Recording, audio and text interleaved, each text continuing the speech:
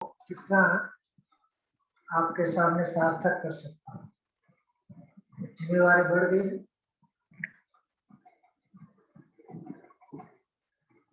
हम सभी बाबा के बच्चे, कितने भाग्य है, हमारा महान है, ये अपने आप को रियलाइज करते हो। हम दुनिया में नंबर 1 है, दुनिया वाले का भाग्य नहीं जो हमारा है। ऐसा कितने को नशा रहता है। बहुत। अपने लिए तालियां हो। आज हम क्लास नहीं करेंगे, आज हम बातें करेंगे। ठीक है, बातें करना अच्छा है या क्लास? बातें करेंगे, हम सब मिलके करें। योग की जब बात है, योग में वो ताकत है, हमने शास्त्रों में भी पढ़ा है, शास्त्रों में वर्णन बहुत है, भारत का योग मशहूर है। परंतु वो योग की ताकत हमारी बन जाए तो हम कितने महान होंगे, है ना? और हम हैं, हम सभी अपने सामने क्या लगाते हैं? ब्रह्मा कुमार। ब्रह्मा कुमार माना दुनिया में सबसे पहली रचना जो परमात्मा ने डायरेक्ट रचना। अब हम देखते हैं, मैं बातें की बात है तो मैं मेरी बात सुनाता हूँ जो मेरे जीवन से साथ हुई, शायद आपको भी काम आएगी। अभी 5 बजे है, 4:45 बजे है। मेरा जन्म शाम को, निमा शाम को, अलौकिक जन्म निमा शाम को 7:40 पर हुआ। 40 मिनट।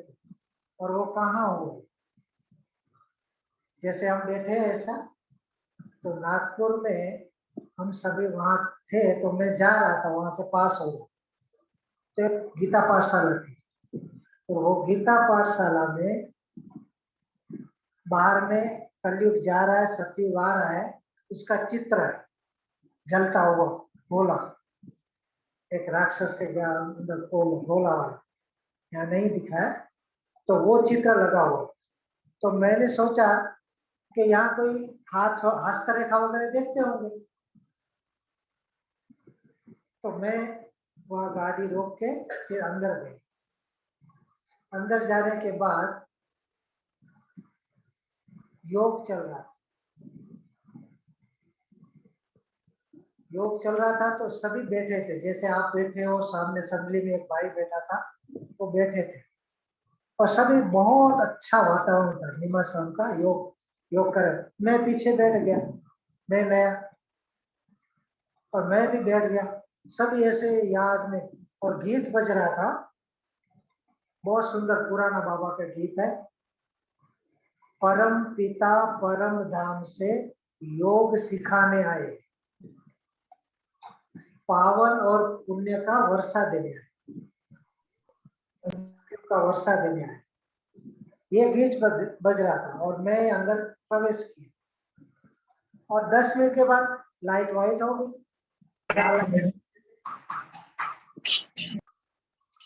और वो व्हाइट लाइट होगी। अब मैं, जैसे सब लाइट वाइट हुई तो सब जाने लगे, मैं भी जाने लगा। तो स्टेज पर जो भाई था, अभी भी वो हयात में है, तो वो भाई दौड़ के मेरे पास आया, तो आके मुझे कहता है कि आप कहाँ से आए? क्योंकि बाबा के घर में ऐसे अननोन पर्सन तो नहीं आते ना, आते हैं तो उसको पूछते भाई कैसे आए, क्या मकसद है, क्या किस। तो मैंने कहा कि मैं तो ऐसे ही जस्ट आया था। तो फिर उसने ऐसे चित्र जैसे लगे ना, ऐसे चित्र लगा के मुझे एक 1 बाय 1 समझाते गए। और एक चित्र लगा था जिसमें बहुत सुंदर बाबा के बहुत सुंदर चित्र है, जो आज भी सिद्ध करता है गीता का भगवान। गीता में वर्णित युद्ध हिंसक या अहिंसक ऐसा लिखा था।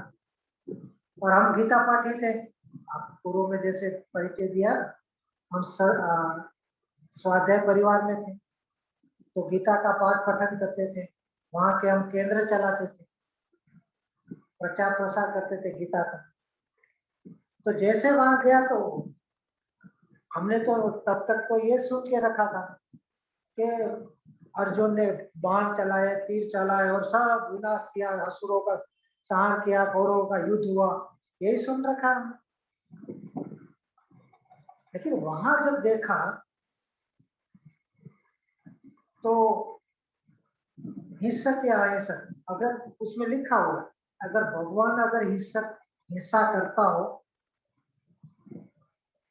तो हमें हिंसा करने से फिर कानून की क्यों कार्रवाई होती है? कानूनी कार्रवाई होती है, हम कहीं हिंसा करेंगे, किसको मारेंगे तो पुलिस केस होता है, तो भगवान कैसे मार सकता है? बस ये क्लिक हो, जैसे वो क्लिक हुआ मुझे गीता का समझ में आया कि अभी हम तो रोग वस्त चल रहे हैं। हमने तो ये सोचा था कि विश्व पिता ने बाण चलाए, ये चलाए, सब कुछ, लेकिन यहाँ तो हिंसक युद्ध किसका है? विकृत मानसिकता का, जो 5 विकार है जो हमारे, अहिंसक लड़ाई है। ये क्लिक होते ही मैं फिर समझा, उसने फिर कहा कि आप तो 7 दिन का कोर्स करना होगा। मैंने कहा इतना तो टाइम, ये कॉलेज में था उस टाइम, तो कहा कि इतना तो टाइम हमारे पास नहीं है। तो फिर उसने अपनी जो बेसिक, जो ये संस्था की किताब है पथ प्रदर्शन, वो मुझे दी, बोले आप इसको ले जाओ और पढ़िएगा। और फिर मैं गया और रात को उसको पढ़ा। पढ़ने के बाद जैसे कि खुद ही खुद का कोर्स किया, भाई आप शरीर नहीं है, आप आत्मा है, आप यहाँ के नहीं है, दिखने वाले नहीं है, सब जैसे भी, जैसे स्वयं बाबा कोर्स करा, कोई क्वेश्चन, जो क्वेश्चन से सब समाप्त होते गए। और फिर मैंने उसी दिन से निश्चय किया और मैंने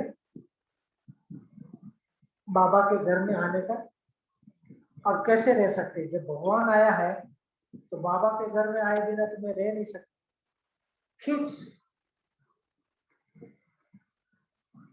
तो इस तरह से मेरा जन्म ही योग से, योग सिखाना, योग की रुचि थी मुझे, भाई योग क्या है। अब भगवान मुझे सिखाना है और गीत बज रहा था, तो योग से जन्म हुआ। फिर जैसे मैं इस ज्ञान में आया, मैंने वो छूट गया, स्वाध्याय परिवार में हम थे तो वो छूट गया। और फिर हमारे घर में और जो समाज में सारा विरोध होने लगा। कॉलेज लाइफ में तो छोटा विरोध होने लगा, और हमें बाबा की कशिश के, बाबा के घर के आए बिना रह रहे थे, बाबा की जैसे खींच होती, बिना बाबा के घर में आए जैसे बेचैनी होती, और वो हमें विरोध करे, आने न दे, हमारे परिवार वाले और समाज वाले। काफी संघर्ष हुआ, ये बात तो आगे बढ़ी। फिर क्या हुआ कि हम पढ़ाई कर रहे थे, तो पढ़ाई कर रहे थे तो फिर हमने कहा कि हम पढ़ाई करेंगे तो हमारी फैक्ट्री, व्यवसाय है हमारा, तो फैक्ट्री में हम सोने लगे, क्योंकि वहां से जाएंगे तो जो भाई था, हमने बताया, ये भाई जो संगली पर बैठा था वहां, वो कहता है कि आपका अगर विघन खत्म करना है, लौकिक अलौकिक जो भी विघन है अगर खत्म करना है, तो रात्रि 2 से 5 योग करना, रात्रि 2 से 5 योग करना। और वो भी कहाँ, सेंटर पर, गीता पाठशाला थी। हमने कहा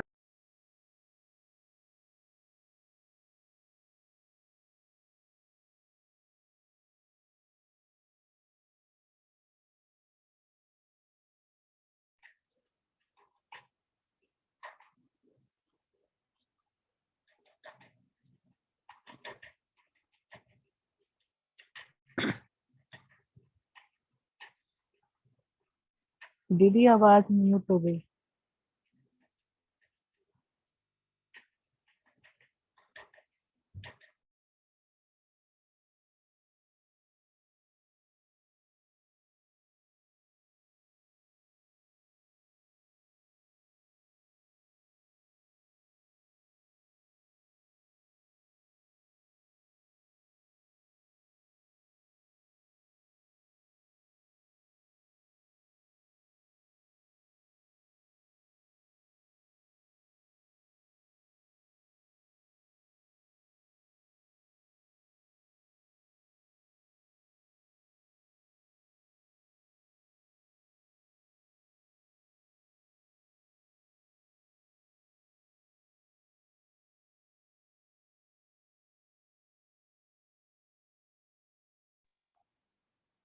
आवाज नहीं आ रही। और बाद में क्या हुआ, एक बार मैं सेंटर पर ऐसे आया था, सुबह का क्लास चल रहा था, मैं थोड़ा लेट आया, तो मैं पहले आगे बैठता था लेकिन लेट आया तो पीछे बैठा। और मेरे भाई जो बड़े भाई है उसने सोचा कि ये कहाँ जाता है, भाई इसका निगरानी रखो कि ये कहाँ जाता है। तो उसने देखा कि भाई, उसने गैसिंग किया कि ये वहीं जाता है घुमा कुमारी के। तो सुबह आए, एक बार खुद आए डंडा लेके आए, और फिर तो जो होना था हुआ। वो तो सबके साथ हर एक की हिस्ट्री अलग अलग है। हमारे साथ वो लिखा था, हमें डंडे खाए और हमें ले गए, जो भी हुआ। फिर ये ओकेजन तो पूरा हो गया, लेकिन हमने छोड़ा नहीं, हमने योग नहीं छोड़ा। और योग से ही मुक्ति होगी, ये यहाँ से बोला गया है। तो हम योग करते, बहुत मजा आती है। मतलब योग में बाबा ऐसे खींच लेता, जैसे हम 2 घंटे कैसे चले जाते थे कुछ पता ही नहीं चलता। तो खींचता था बाबा। और फिर 1985 में पद यात्रा का आयोजन किया। तो बाबा के घर का महत्व, बाबा के यहाँ योग, ये बहुत जरूरी है, जीवन में ताकत बन जाती है। और उस ताकत से असंभव से संभव कर सकते। हम ढीले ढाले हो जाते हैं कभी कभी थोड़े, अभी जैसे कोरोना पेंडेमिक आ गया, तो हम क्या करें, ठीक है आज आज नहीं जाएंगे, ऑनलाइन कर लेंगे। बाबा के रियल बच्चे रह नहीं सकते बाबा के घर आने में। क्यों? जयप्रकाश भाई तो बाबा के टाइम के, पूछो यहाँ से जगदीश भाई थे, ये सब साथ में, तो यहाँ से ऐसे गाड़ी से चल चल के आते थे, कितने दूर दूर से बाबा के घर जाए, ये इसका। खैर वो तो आगे बात रही। तो 1985 में पदयात्रा को जो आयोजन किया गया, उसमें योग में ताकत क्या है देखिए। मुरली कभी मिस नहीं, क्योंकि मुरली नहीं तो भोजन नहीं, ये आज तक कि बिना मुरली हम कैसे भोजन करेंगे, बाबा की श्रीमत है, नाश्ता कर नहीं सकते।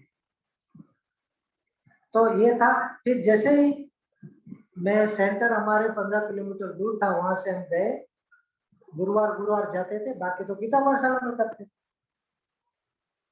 तो वहां पर हमने कहा कि मधुबन से ये डायरेक्शन आया है कि 13 पदयात्राओं को आयोजन किया गया, बेन जी ने पढ़ के सुना है, कौन कौन जाना चाहते हैं। तो मैंने हाथ ऊंचा कर दिया, मैं पीछे बैठा, भाई ने हाथ ऊंचा किया, मैंने भी किया। और फिर जैसे क्लास पूरा हो तो बेन जी ने बुलाया कि भाई आप जाना चाहते हो, तो बोले हाँ। तो बोले 3 चीजें हैं, उसको आपको इसमें चाहिए, फिटनेस सर्टिफिकेट, मेडिकल सर्टिफिकेट, घर से छुट्टी और सेंटर से छुट्टी। ये चीजें का फॉर्म भर के मना माउंट आबू भेजेंगे, वहां से क्लियरेंस होगा, आपकी जरूरत होगी तो आप जरूर कर सकते। अब ये बात मैंने तो हाथ ऊंचा कर दिया और हमें घर में आने की बंदिश थी, हम तो चुपके से आते थे। अब कैसे बताए, छुट्टी कैसे लिख के देंगे, माँ बाप को ही लिख के देगा। उसको ब्रह्मा कुमारी शब्द से एलर्जी। ब्रह्मा कुमारी माना ये जादू, इसको देखना भी नहीं, ऐसा बोलते। तो फिर क्या हुआ कि जैसे थोड़ा दिन हो गया, फिर बहन जी ने बोला कि अभी फॉर्म भर, जल्दी भेजो। मैं, मेरे भाई था, मेरे बड़े भाई के साथ रहता था, बड़ा भाई हमारे रिलेटिव है गुजरात, पिताजी वहां थे, तो भाई से चिट्ठी लेना था। लेकिन जब भी हमारी फैक्ट्री में जाते थे तो मैं सोचता था सुबह अमृतल बाबा आज मुझे ये काम कर दे, मेरे को चिट्ठी में मेरा भाई साइन कर दे, बस यही बताता। जैसे भाई के सामने जाओ हिम्मत न हो, ऐसे रोज जाना। और रोज ऐसा करते करते अभी 15 दिन बाकी रह गया फॉर्म भेजने का। फिर एक बार मैंने बाबा के आज तो जो भी होगा, फिर मैंने युक्ति निकाली। क्या युक्ति निकाली कि भाई मेरी एग्जाम हो गई फाइनल ईयर, तो मैं अभी गुजरात जा रहा हूँ, ऐसा करके छुट्टी लेके इधर चला जाऊँ, माना पद यात्रा में चला जाऊँ। फिर जब जैसे मैंने, फिर बाबा की मुरली उसी टाइम चली, बच्चे झूठ नहीं बोलना। अब झूठ कैसे बोल सकते हैं। अब फिर वो बाबा की बात मुरली में आ गई, तो बच्चे झूठ नहीं, बाबा बाबा का नाम बदनाम हो, तो मैं झूठ नहीं। तो फिर वो दिन गया, फिर दूसरे दिन बाबा को अमृत वेले बताया, तो आज तो मुझे करना ही है क्योंकि अभी तो भेजना। जैसे गया कि 3 साल जो हमने अमृत वेला किया, जो भाई ने कहा था कि तुम्हारा लौकिक अलौकिक समस्याएं, कठिनाई है, उलझन है, जो भी है ये योग से ही दूर होगी। तो जैसे मेरा फैक्ट्री बंद होती है 5:30 बजे, और हम भाई हमारी फैक्ट्री में चारों चक्कर लगाने निकले, चक्कर लगा। और फिर मैंने हिम्मत किया खूब, बाबा को सामने रखा, बाबा अभी जो बोलना है, चाहे तो लकड़ी है, वो लकड़ी की फैक्ट्री है, लकड़ी तो सामने ही थी, अगर वो बोलूं। लेकिन मैं बोला, बाबा जो लकड़ी खाएंगे तो बाबा, मैं थोड़ी खाऊं। ऐसे करके हिम्मत किया, हिम्मत करके बताया, और उसने तुरंत देखो, उसने कहा कि मैं ये ब्रह्मा कुमारी की पदयात्रा निकले, उसमें 5 महीने के लिए जाना था। उसने पता नहीं क्या बोला, जो कल तक गालियां देते थे, उसने कहा मैं भी चलूंगा। हाँ बताओ, ये है योग। योग में इतनी ताकत, और बाबा से फिर तो वास्ते कहते हम आए यहाँ, और पदयात्रा में ज्वाइंट हुए। 1985 में राष्ट्रपति ज्ञानी जैल सिंह ने इसका इनॉग्रल किया माउंट आबू में, और बाकी भारत के विभिन्न कोने से सब पदयात्राएं निकली, और दिल्ली में तालकटोरा स्टेडियम में उसका समापन हुआ। और फिर हम फिर माउंट आबू गए सारे पदयात्री, सब में किसी में 50, किसी में 40, ऐसे ऐसे यूनिट बना था। तो हमारे में 10 बहनें थी, 40 भाई थे, तो वहां से चले। अभी देखो दूसरा है पूरा, देखो ये प्रैक्टिकल मैं इसलिए बता रहा हूँ, योग हमारे जीवन का अंग हो गए। हम आज तक दूसरे को हमारी समस्याएं, थोड़ी कमजोरियां, ये सब चीजें है ना, दूसरे को सुनाते हैं, इससे कोशिश करते, इससे कोशिश करते, भाई कोई समाधान मिल जाए, कोई अच्छी राह मिल जाए। आप बाबा से करो, सब कुछ बाबा। बाबा कौन है हमारा, कौन है हमारा बाबा, कौन है, बोलो। बाबा, बाबा से हमारा नजीक का रिश्ता क्या है, पिता का, पिता, और वो भी परमात्मा पिता। यहाँ लौकिक पिता की तो बात आजकल थोड़ी वो बात है, लेकिन लौकिक पिता भी कोई भी बच्चे का अहित नहीं चाहे। यहाँ सब बैठे हो आप सब, आपके बच्चों को ऐसा कि ये भले दुखी हो, कभी नहीं चाहेंगे। तो परमात्मा चाहेगा ऐसा नहीं, तो परमात्मा नहीं चाहेगा तो हमें क्या करना है? जो बाबा ने श्रीपति, जो बाबा सुनाते मुरली में, उसको फॉलो करना है, ब्लेसिंग मिलेगी, हमारा अकल्याण हो ही नहीं सकता। उसी संदर्भ में जैसे हम पदयात्रा आरंभ किया 9 जून 1985, कन्याकुमारी दरिया किनारे पर से आरंभ होना था। पहली बार संस्था में रेडियो से टेलीकास्ट हुआ, दूरदर्शन से, संस्था का पहली बार वो पदयात्रा का आयोजन किया गया दरिया किनारे से। और वहां से गवर्नर आया और हमारे सीओ किया, और वहां से दूसरा स्टेशन हमें चल के जाना था 23 किलोमीटर। रास्ते में जो गांव आते हैं उसकी सेवा करते करते 23 किलोमीटर हमें पहुंचना था, लेकिन चलने की हमारी आदत नहीं थी। उस टाइम जिम विम थोड़ी होते, प्रैक्टिस थोड़ी करते थे। तो चलने लगे तो हमारे रास्ते में ये अंगुली में फफूले हो गए, क्या बोलते हैं उसको, छाले, छाले पड़ गए, इतने इतने बड़े बड़े, अंगुली नहीं दिखती है, वो छाले उसके ऊपर लग गए। हम जैसे वहां उतरे तो मुश्किल से शूज से निकाला पैर, और निकाला तो दर्द करने लगा। और फिर मेरे को जो हमारा लीडर था, उसमें यात्रा का जो लीडर था, उसने कहा कि आप है ना, अभी आपकी प्रैक्टिस नहीं है, आपको दर्द कर रहा है, तो कल से आप नहीं चलना, जब ठीक हो जाए तब चलना। मैं मधुवन में बाबा के कमरे में ये निश्चय करके गया था, मैं यात्रा खंडित नहीं करूंगा, कभी भी गाड़ी में नहीं बैठूंगा, चाहे कुछ भी हो। सबने किया था, हमने भी किया था। भाई पदयात्रा को ना, पदयात्रा लिखा है तो पद से चल रहे, चल के दिल्ली जाना, सेवा करते करते। तो जैसे मैं सोया था और थोड़ा गर्म पानी से वो सब धुलाई कर रहे थे उस टाइम, फर्स्ट एड करके, इतने में हमारे साथ जो चली थी बहने, डेकोरेशन का जो वहां पर जो कारोबार दिया गया था, नागपुर जोन को दिया गया, तो वहां सारे डेकोरेशन करना, गवर्नर आ रहा है, वहां सीओ होना, तो वो बहने सारी 25 टीचर्स हमको सी ऑफ करने के लिए वहां आई थी, कन्याकुमारी। तो जैसे ही देखा कि हमारे स्टूडेंट को ये तकलीफ होगी, तो देखने आई, सब मिलने आई।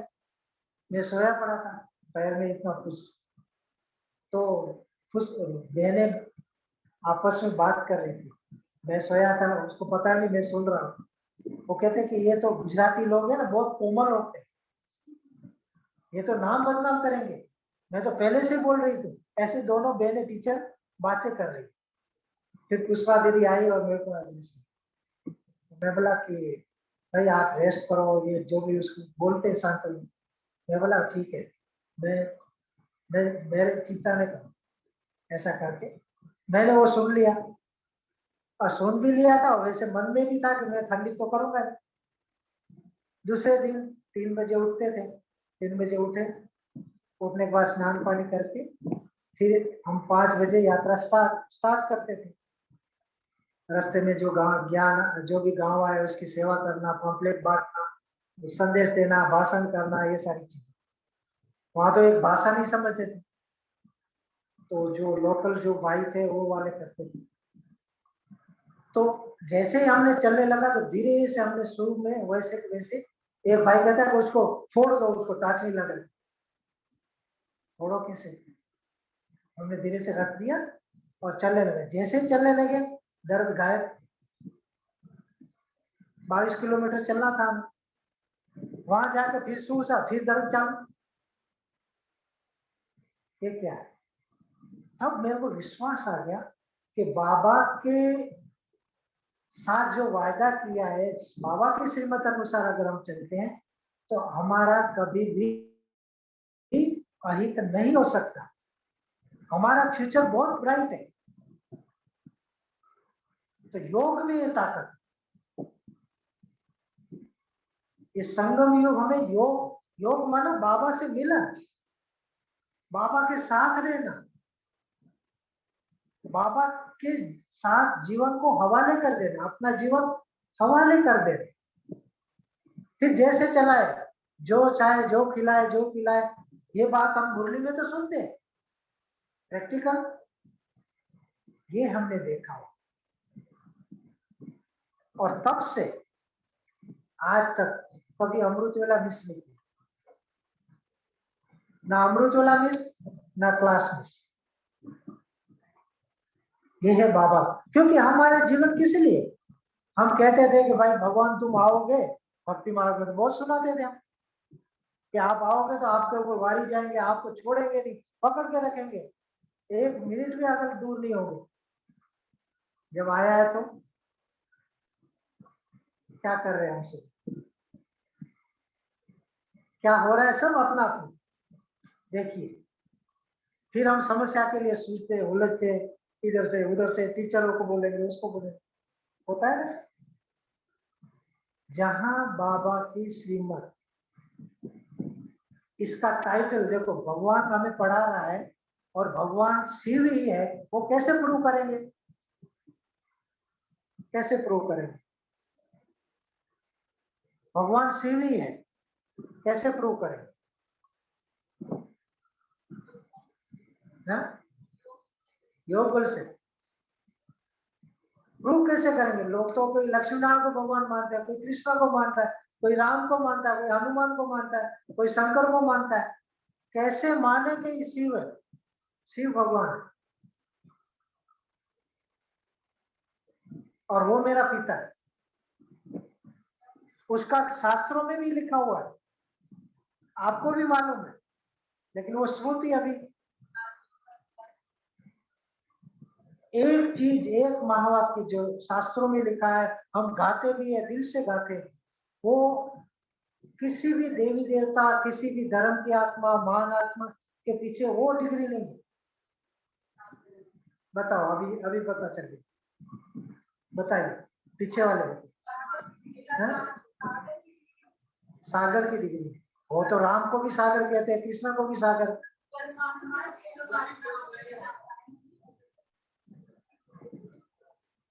परमात्मा पिता कहते हैं, लेकिन कौन सा परमात्मा?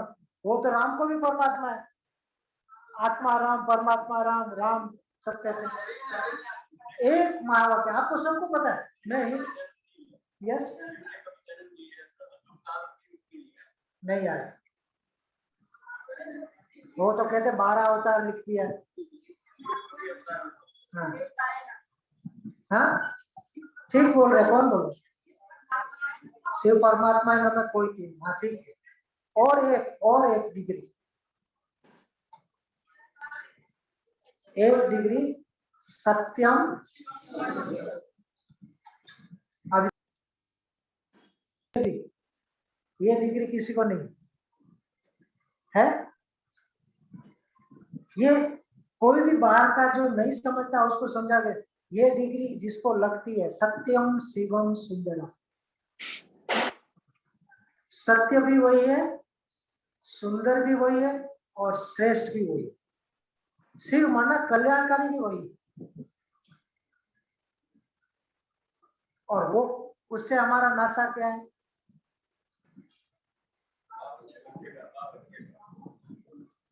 वो कल्याणकारी भाव हमारा कल्याण करेंगे, तो कल्याण करेंगे। और वो भी हम बच्चे, तो कल्याण होगा कभी। तो प्रॉब्लम कहाँ है? कभी कभी थोड़ा सा ऐसे हो जाता है, मन की शिकल ऐसी हो जाती है। प्रॉब्लम कहाँ है?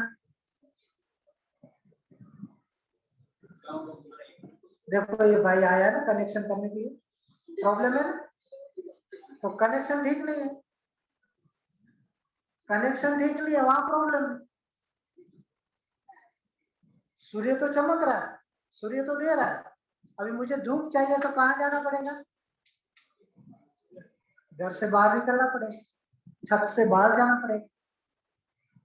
और हम चलते हैं कंफर्ट जोन में, है ना? अब संगम युग में बाबा, हमने समझा है, हम जितने भी यहाँ बैठे हैं, सोच समझ के आए हैं ना कि बाबा है, मेरा पिता है, समझा है ना सभी ने समझा। निश्चय है सबको, किसको किसको निश्चय? यस, सभी को निश्चय। अब बताओ, अब मेरे प्रॉब्लम होगी तो मैं उसको बताऊंगा तो वो सोल्व नहीं करेगा, फिर इधर उधर क्यों बताने, है ना? हम कोशिश करते हैं, 1000 भुजा वाले के पास नहीं जाते, 2 भुजा वाले के पास दौड़ते हैं। वो मेरा मित्र है ना, वो कर देगा। मेरा बिजनेस में घाटा हो गया तो बोले वो है ना मेरा दोस्त है, उसने मैंने मदद की थी, वो भी मदद कर देगा। अरे उसके सामने जाओ, आपकी नजर उसमें जानी चाहिए। क्यों? निश्चय, निश्चय है सबको, लेकिन निश्चय में बल नहीं है, और बल आएगा योग से। क्योंकि हम मिलन बातें कर, जैसे हम बात करें ऐसा हमारा रिश्ता हो तुझे, हम बातें करें और बाबा सुने, रेस्पॉन्ड मिले, हमारी बात वो सुने। इसलिए बाबा को बच्चे कहते हैं। तो जब बाबा आता है, बाबा में निश्चय है, समस्या है ही नहीं। फिर भी आपके मन में ऐसा क्यों? घर में बच्चे तंग कर रहे, बिजनेस ठीक नहीं जा, कोरोना काल में सारे बैलेंस ऊपर नीचे हो गया। ये तो हमने शुरू में जैसे बेल जी ने कोर्स कराया, तभी क्या दुनिया विनाश होने वाली, कराया था ना, बताया था, रोज बाबा सुनाते। तो विनाश होंगे तो खराब होगी, तभी तो विनाश होगी। क्रिकेट वाली दुनिया में है हम। आज हम संकल्प करें, हमारा रोल क्या है, हमारा पार्ट क्या है। जैसे रावण की नगरी में विभीषण रहता था, रावण की नगरी में विभीषण कैसा रहता था? किसको याद करता था विभीषण? राम को। और उसके ऊपर कितनी बंदिश थी? बस वो तपस्या कर रहा, राम आएगा मेरा उद्धार होगा, मैं राम ही सत्य है, मेरा भाई झूठा है, ये रावण से नहीं। बैठे बैठे, और एक दिन क्या हुआ, फिर राजा किसको मिली? विभीषण को राम ने दी। इतना निश्चय होना चाहिए। तो हमारा रोल अभी ये कलयुग की दुनिया, चकमक वाली दुनिया है, जो टेम्पटेशन वाली दुनिया है, उसमें रहते हुए बाबा की श्रीमत को फॉलो करना ही है। जब श्रीमत का करेंगे तो ये बैलेंस हमारा कभी भी ऊपर नीचे ना हो। क्लास बाबा की, यहाँ वाइब्रेशन है। बाबा की मुरलियों में आपने सुना होगा, तो रोज बाबा, ये बाबा के अव्यक्त बाबा के माँ के, रोज बाबा हर एक सेंटर पर बाबा बच्चों को मिलने जाता है।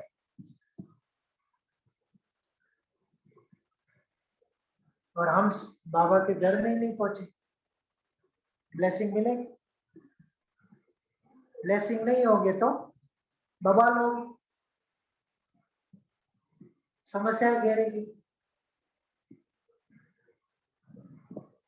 हमने जब से मैं ज्ञान में आया 79 से, कभी भी बाबा का घर में ना आया हो ऐसा हो नहीं सकता। क्लास और योग, तो निश्चय। अब बाबा हमारा पिता है, हम जानते हुए भी निश्चय नहीं है भाई ये मदद करेगा, वो नहीं करेगा। 2 भुजा वाला मदद करेगा, लेकिन वो नहीं करेगा। ऐसा कैसे हो सकता? कोई भी बाप अपने बच्चों को दुखी होकर देख नहीं सकता, और बाबा देखेगा सारी दुनिया को चलाता है, हमें नहीं चलाएगा। तो ये निश्चय, हमें निश्चय बुद्धि विजय। तो ये यहाँ लिख दे, मेरा कभी भी अहित नहीं हो सकता, अकल्याण हो ही नहीं सकता। यहाँ लिख देने का, बोर्ड सबको दिखना चाहिए।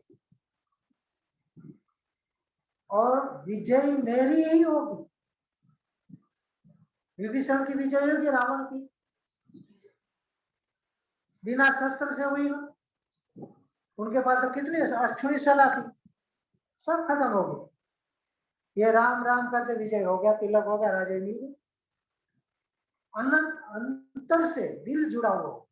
तब बाबा ने अभी अभी 5-6 साल पहले बाबा ने 6 साल पीछे मतलब 17 के 11 की मुरलियों के बाद 2011 के बाद जो मुरलियां चली, बाबा बार बार मुरलियों में कहते थे। कौन सा कहते थे? एक महावाक्य बाबा बार बार ये याद दिलाते थे, बच्चे बुलावे, बोलो बोलो, बच्चे बुलाए और बाबा ना आए, ये हो नहीं सकता। किसने बोला है? बाबा ने। बाबा कौन है? झूठ बोलते हैं। इसीलिए मैंने कहा सत्यम शिवम सुंदर, उसके मुख से जो भी बोला गया वो सत्य है, श्रेष्ठ है, कल्याणकारी। सिर्फ हमारा निश्चय होना चाहिए, तो उसकी बात करना। जन्म जन्म से सबसे बातें की है, मनुष्यों से ही बात करते करते हमारी ये हाल हो गया।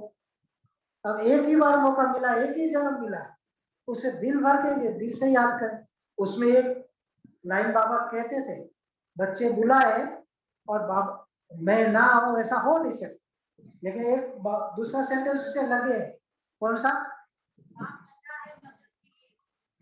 हमने आधा बोला ये सेंटेंस, बाबा का मावा के आधा पढ़े, इसके आगे एक मावा, बच्चे अगर दिल से बुलाए और मैं ना आऊं, ऐसा हो। अब दिल में क्या होता है? दिल साफ नहीं है तो क्या होगा? Heart attack. थोड़ा भी कचरा है बंद हो जाएगा, दर्द होगा।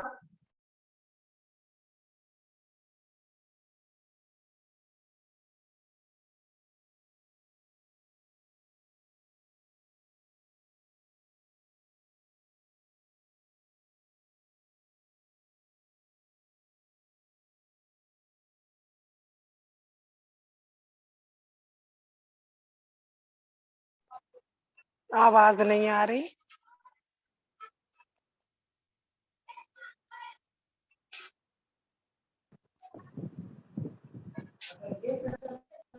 करेंगे आवाज नहीं आ रही तो सुनीता बहन हमारी जी। यात्रा कैसे चलेगी?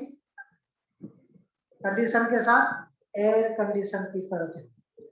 यात्रा करते हैं ना, जनरल डब्बे में करेंगे, क्या एसी में करना चाहेंगे? है ना, एसी में करना चाहेंगे। क्यों? एसी का डब्बा सामने लाओ अपने बहनों के सामने, और जनरल डब्बा सामने लाओ, उसमें क्या अंतर है बताओ, बताइए। यस,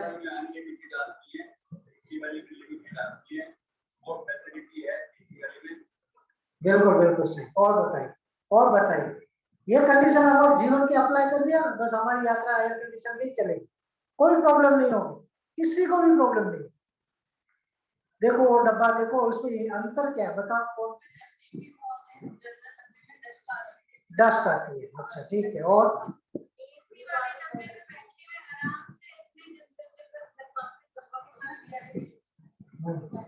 और पकड़ो, डब्बा को सामने लाओ। एसी का डब्बा और इसमें भिन्नता क्या है देखो।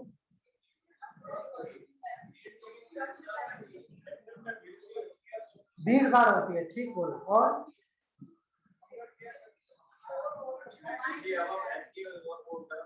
हाँ, देखो कहेंगे तो बोले हाँ ऐसे। देखो जनरल डब्बा है, उसमें कोई भी आता है जाता। एसी वाले कोच में कोई भी फालतू आदमी नहीं आएगा, उसकी खिड़की बंद होगी, दरवाजा बंद होगा, अंदर कंफर्टेबल, माना टेम्परेचर कंफर्टेबल होगा, बॉडी से सेट करेगा, हम कंफर्ट महसूस करेंगे। अभी जनरल डब्बे में जाओ,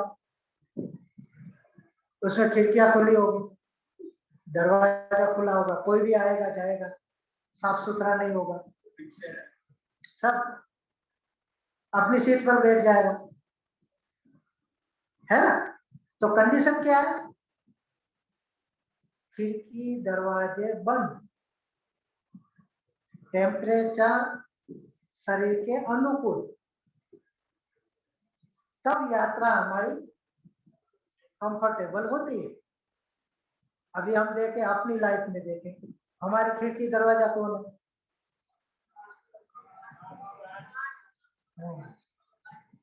बोलते जाओ, ठीक बोल रहे हो। हाँ, ये लगा। इसमें क्या होता है? इसमें क्या होता है? आंखों से क्या होता है? व्यर्थ। कान से क्या होता है? और फिर कहाँ जाता है वो सब? ब्रेन में चला जाता है, मन में चला जाता है।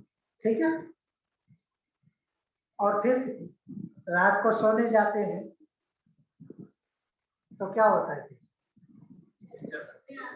मान लो एक व्यक्ति से आपका झगड़ा हो गया आज, आपका कोई कसूर नहीं है, लेकिन उसने झगड़ा कर दिया और आपको करना पड़ा, नहीं तो आपका अहंकार तो हो गया। फिर क्या करेंगे?